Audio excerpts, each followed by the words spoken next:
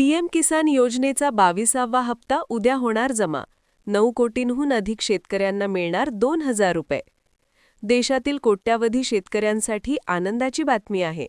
गेल्या अनेक दिवसांपासून ज्या हप्त्याची प्रतीक्षा होती, त्या पंतप्रधान किसान सन्मान निधी योजनेचा 22वा हप्ता उद्या 13 मार्च 2026 रोजी शेतकऱ्यांच्या खात्यात जमा होणार आहे.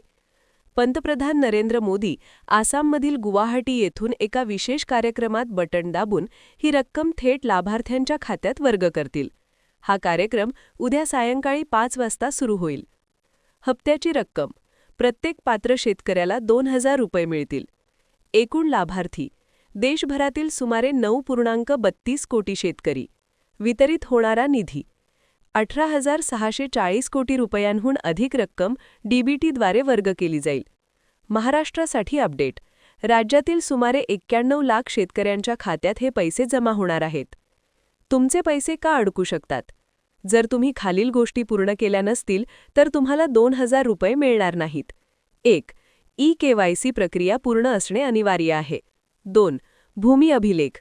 तुमच्या जमिनीची नोंदणी सिस्टीममध्ये अपडेट असावी. 3. आधार लिंक.